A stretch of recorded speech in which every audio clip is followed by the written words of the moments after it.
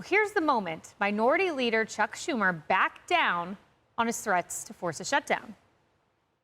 While the CR bill is very bad, the potential for a shutdown has consequences for America that are much, much worse. I believe it is my job to make the best choice for the country to minimize the harms to the American people.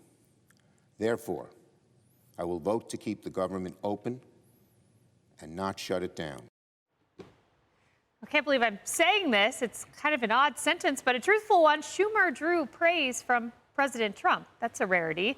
Saying this, congratulations to Chuck Schumer for doing the right thing. Took guts and courage. Wow.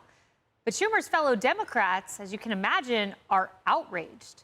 Senator Kirsten Gillibrand was reportedly heard screaming during a Democratic lunch meeting. And per Axios, one House Democrat called it a complete and utter meltdown.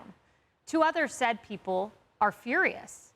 And AOC went on the record calling Schumer's decision a betrayal.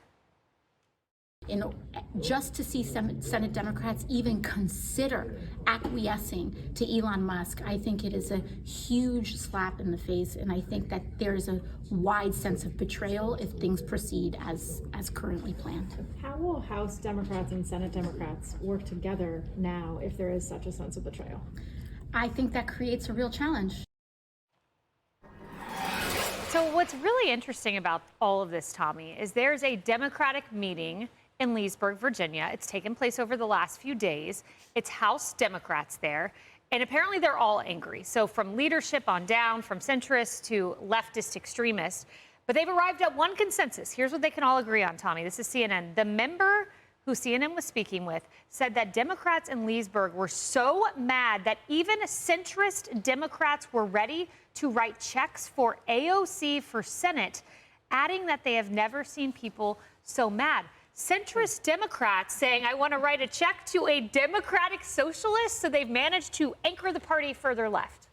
So the American people keep trying to tell the Democrat Party, we want you to be more moderate. We want you to care about the working class American. That is your pathway to victory.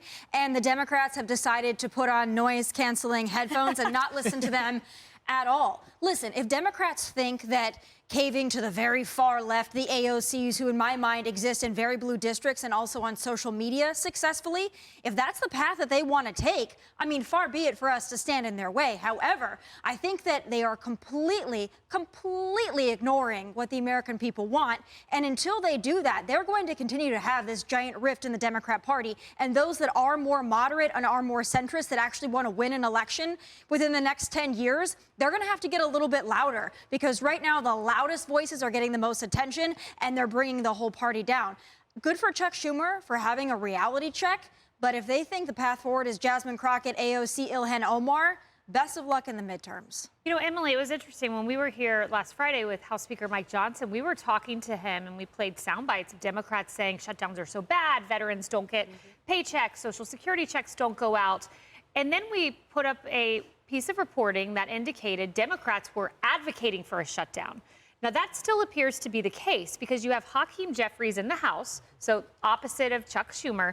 And here's what he said. This is kind of rare. In a joint statement from Democratic House leadership, he said the far-right Republican funding bill will unleash havoc on everyday Americans, giving Donald Trump and Elon Musk even more power to continue dismantling the federal government. We remain strongly opposed to the partisan spending bill under consideration in the Senate. It is rare to see a break in Democratic leadership. Schumer here, Hakeem Jeffries here. And what it speaks to me is there is no leader in the Democratic Party right now, even at the top. There's definitely no leader. That Fisher, I think, too, shows that there's a short-term investment and there's a long-term investment, right? And what they're disagreeing about is the strategy. We're talking about Democrats here. So first of all, that CR bill, same one we saw back in September when all of a sudden now it's full of the devil's ires. I'll say this, that leadership like Chuck Schumer, who want this to pass, saw this as a better talking point ultimately for the Democrat Party to say, well, we didn't put out of work 2.2 current million federal workers. Right. Now they can keep the beast, as Elon Musk, as AOC said, rather than having it be themselves, which if the government shuts down, you can bet that would be an incredible talking point, because it would be the truth for the GOP that it was indeed the Democrats that put good, hardworking federal government Americans at home. I'll say this as well, that this is the same Chuck Schumer that called that other side of the aisle, BASTARDS. I don't know if I can say that live on TV, but he did multiple times. So this about face represents no conciliatory effort, no actual amplification of the American people. The reality is that it's simply strategy. And final point, when AOC talks about the acquiescing to Elon Musk, it's anything but. What this is doing, what you would be doing, is listening to the American people who want efficiency, they want tax cuts, they want easier lives for their family, and they don't want a bloated government. So they can shout all they want behind these closed doors, but it's the American voices that should be amplified with them passing this. Harris, you know, AOC's chief of staff put this out. He said, fights define you. And he went on to say, FDR knew this, and he said, Harry Reid knew this. It's not complicated. Well, one of Harry Reid's former staffers came out and said, Schumer is right. Dems are understandably spoiling for a fight, but this was not it.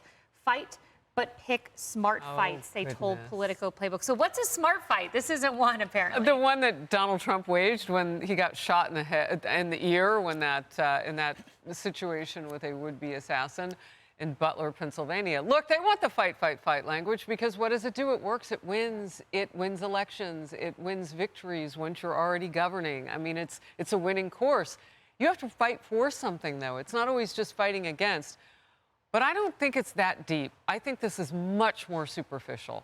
I do not think that Chuck Schumer took some deep look inside, and this is just my humble opinion based on all the years of career that we watched him live through.